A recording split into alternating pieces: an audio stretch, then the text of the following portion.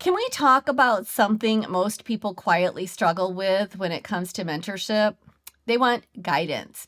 They know they need direction. They know they'd grow faster with the right person in their corner, but they don't reach out because it feels awkward or intimidating, or they assume they'll get ignored or rejected or look like they don't know what they're doing. So instead, they stay stuck, quietly trying to figure it all out alone.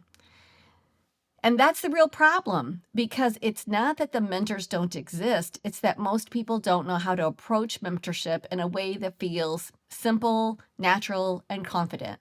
So today I want to break down exactly how to find the right mentor without overthinking it, without feeling awkward, and without fear of rejection running the show. Because mentorship isn't about being qualified enough. It's about being willing to connect.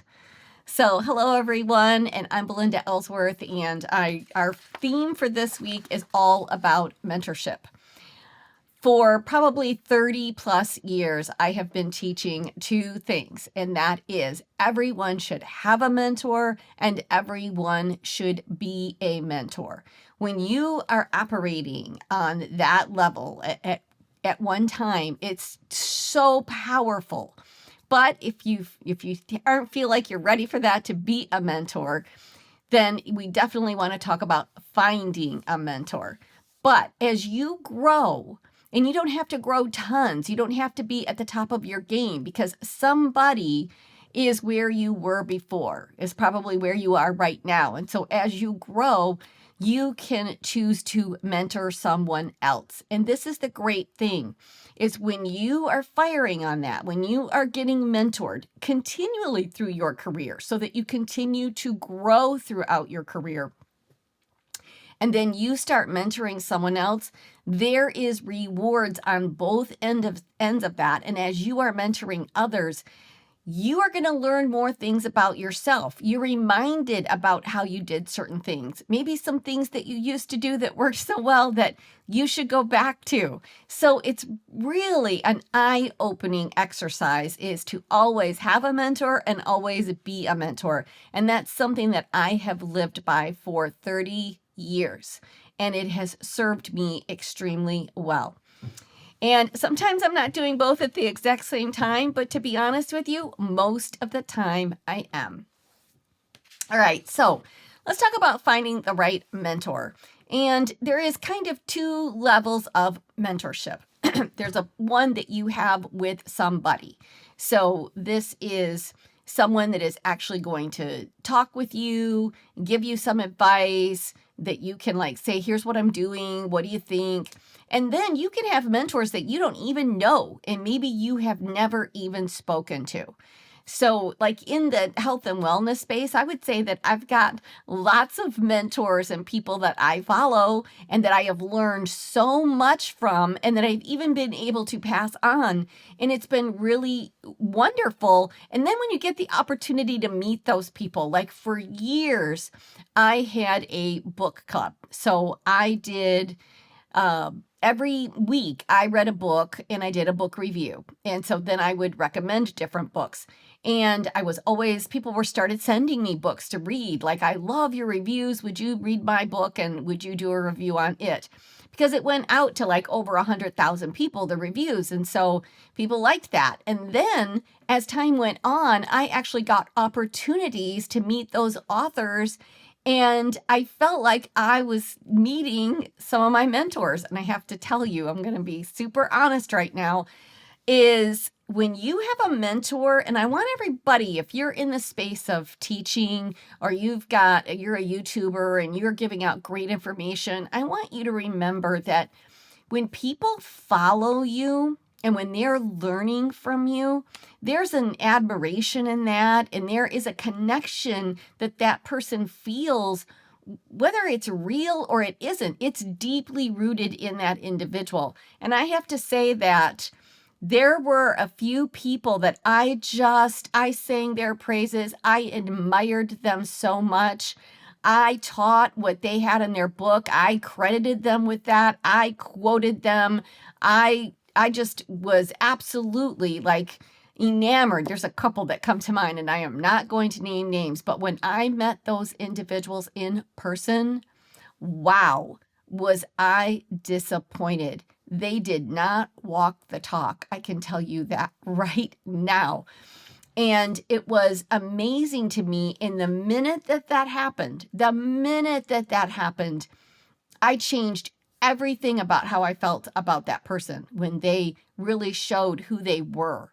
And sometimes it could be even for a moment. It might be that one chance encounter, but I never did reviews. Even if they came out with new books, I did not do reviews on them again. I did not promote them. I did not share their ideas because, gosh, when you do not engage with people in ways that you are telling people and the way that you're creating this relationship with them, even when it's from afar and then you meet them and you're rude in person, or you can't even take the time to respond to an email.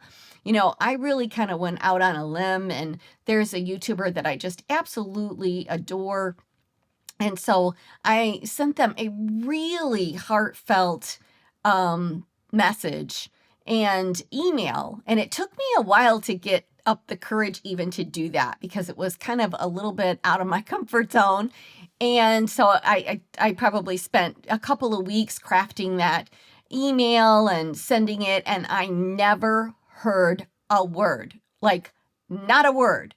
And on the same token of that, I recently sent out to somebody that I have followed for years and never met them, but have followed them for years and had listened to one of their podcast episodes and sent a long email to them. And I got, an immediate response like, thank you. And if you really want some information, you can go here. If you're looking for answers for here, you can go here. It was kind of a really well-documented email that led people in different directions. If they were struggling with this, go here.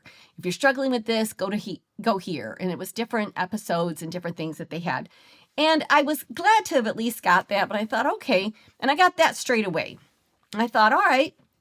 And then about 5 days later, I got an actual response, line by line, to the things I had shared in that email.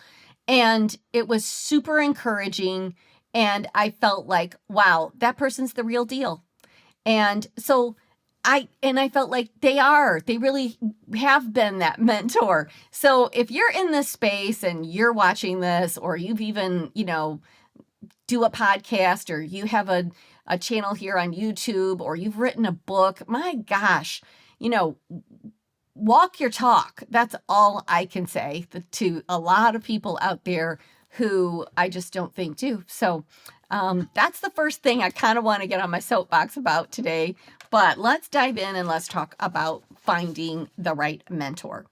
So, number 1, stop thinking you need to be ready. So I first need to figure out more, because you don't want to be embarrassed. You don't want to reach out to someone and say, hey, I could really use your help. Now, that's the other thing. I don't want to waste their time. I need to know more first. I need to really be further along than I am. That mindset keeps you stuck longer than necessary. You don't need to be impressive to learn. You need to be willing to learn.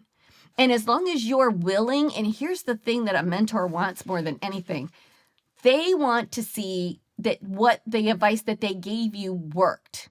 So when you take advice from someone and then you actually go do it immediately, and then you let people know either through a testimonial that you send them in an email, or you're actually maybe doing some coaching with them and you can send a text and say, hey, I tried your idea. I just want you to know it really worked.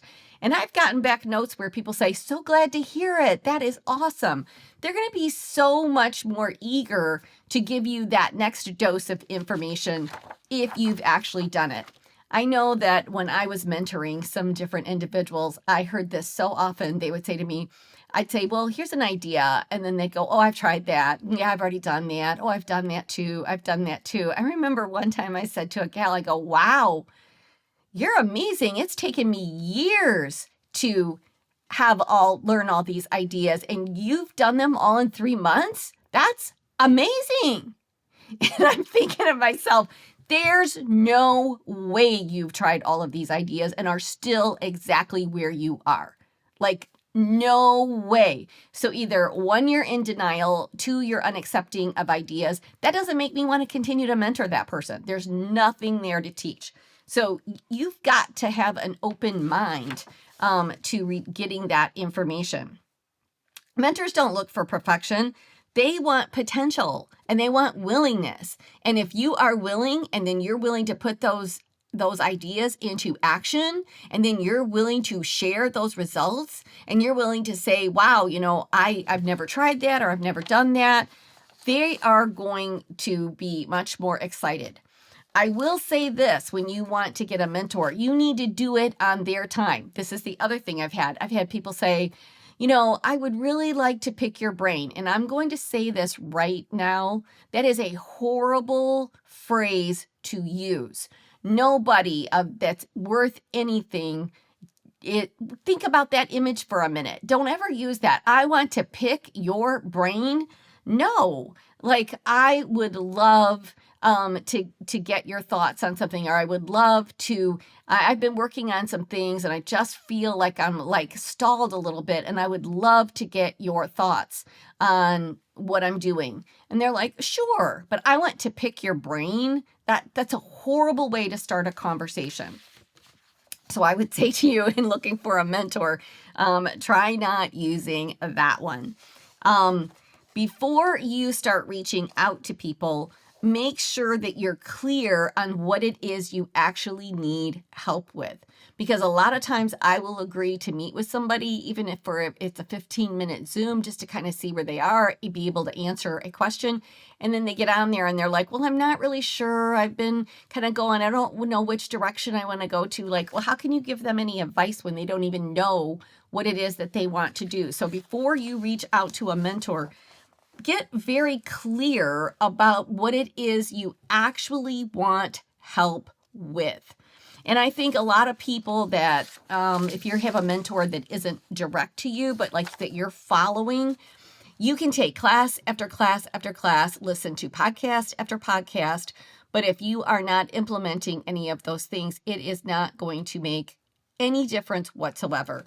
When I first started on my health journey, and I should probably talk more about this on Friday, but one of the things that I did is I would listen to a podcast and I would write down all of these notes.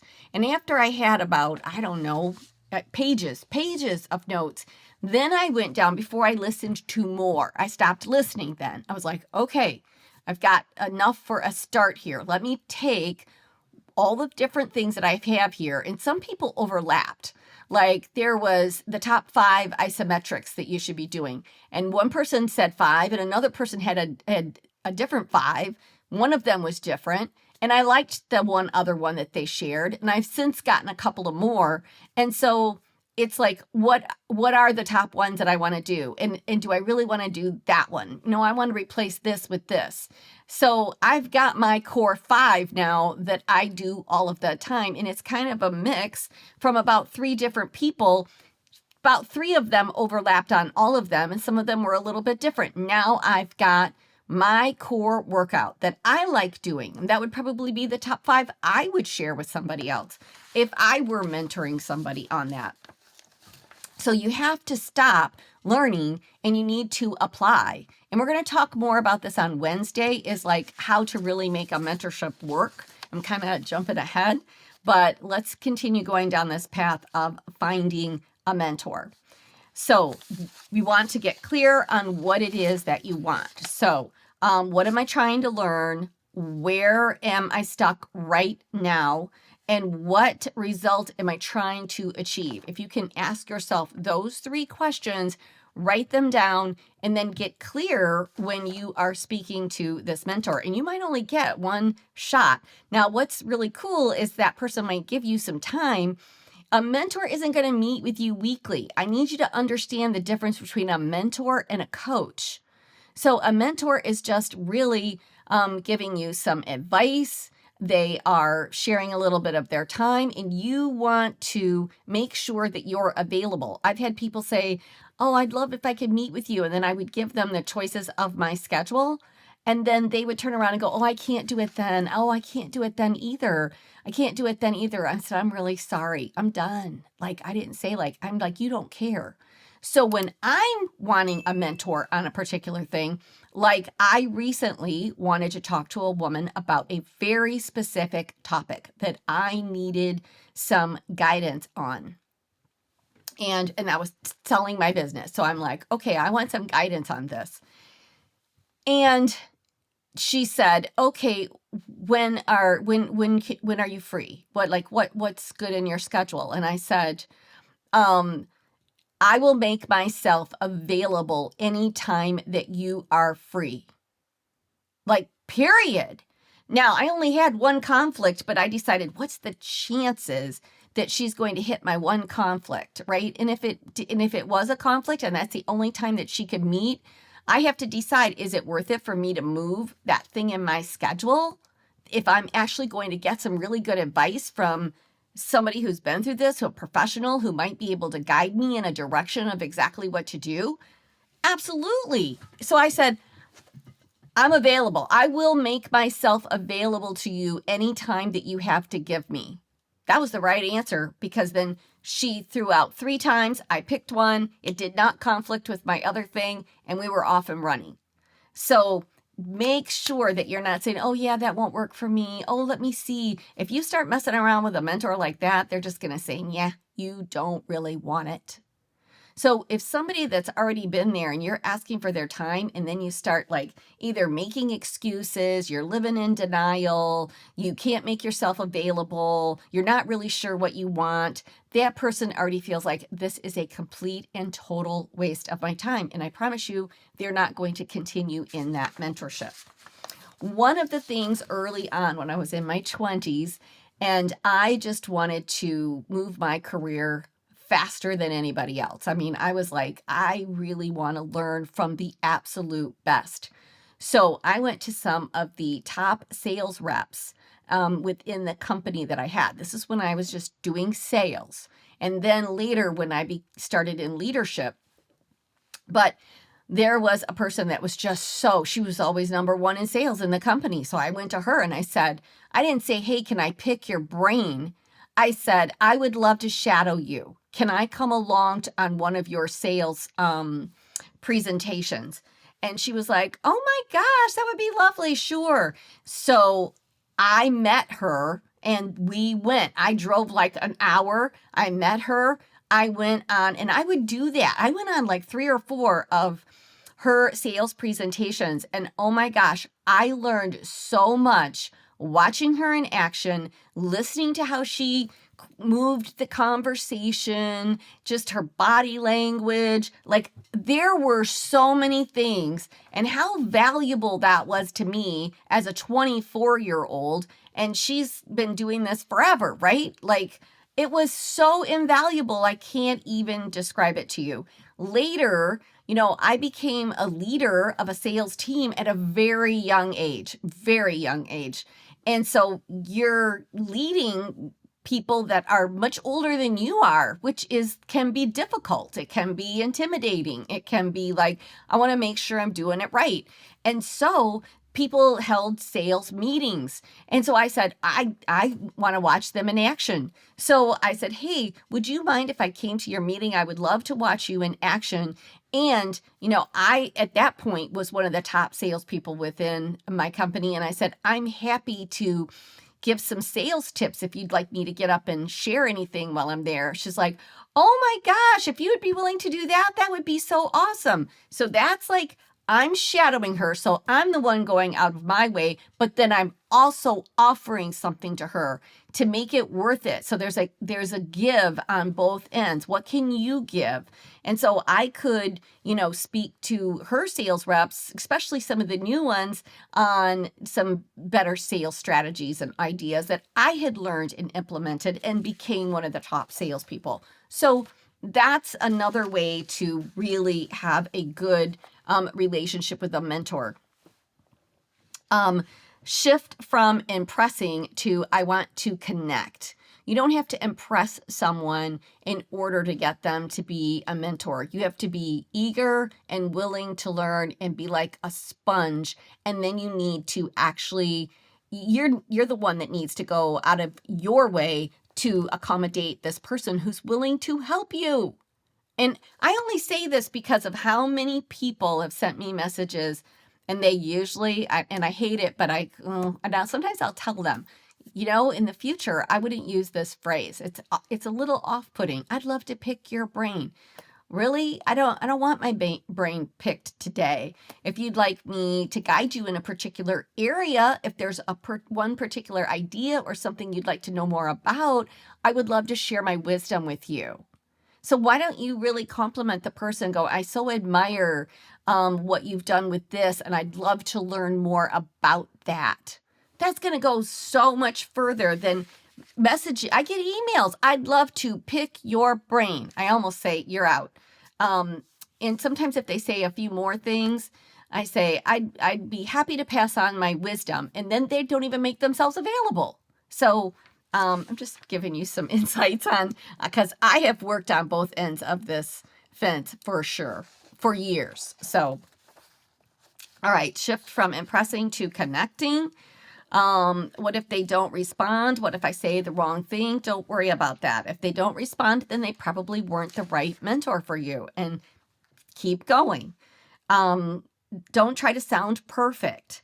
The goal isn't to impress, it is to connect with a human being and let them know maybe where the real struggle is, what you have tried. You can't go in saying, I just want to learn more. No, I've tried this and I feel like what I'm doing isn't working. So a lot of times I will say to people, share with me exactly what you're doing. So then they give me a scenario, and the minute they share it, you can see, well, I can tell you exactly what's going on there. You can give them a couple of tweaks. You know what? Go try that on your next thing that you do, and then let me know what happens. That is it. And then I'm happy when they send me a message going, it totally worked. Oh my gosh, I couldn't believe it. And then if they want to send me another question or later on, so I've built relationships like that with people over the years. Use simple, respectful outreach. Keep it short and real. You don't need a long pitch. A simple approach works better. Who you are, what you're working on, and why you are reaching out, and what you hope to gain. Like I'd love more clarity on this. Be very specific. I'm learning and I respect your experience. Would you be open to connecting or pointing me in the right direction? So maybe they don't have time, but they can say, here is a wonderful resource. You should check this out. A lot of times that's how people will start, because they want to see how receptive you are and what you're going to do with that information. Expect nothing but respect everything. I'll say that again. It's a big one. Expect nothing. So when you go into it, don't expect that you're going to get something, but respect everything. Respect their time. And the core idea here is to detach from the outcome. This is where most people break. They reach out, they don't get a reply, and they assume it means no. But mentorship is not a guaranteed response. A no response is not rejection, it's just redirection. So you might need to reach out again, give it some space. There is people that have reached out to me, and then I'm super busy at that moment. And sometimes I'll say, right now, I am working on a launch. I've said this so many times. I'm working on a launch. If you will give me 2 weeks, reach out to me again, because I don't want to be the one responsible for having to do that. I'm like, if you could give me 2 weeks, then reach out to me again, and then we can start this conversation over. Sometimes people never do. And then other times, sure enough, 2 weeks, they do. And I say, great. And then we schedule something. So this is, you've got to be respectful. Look for alignment, not perfection. So the right mentor isn't perfect.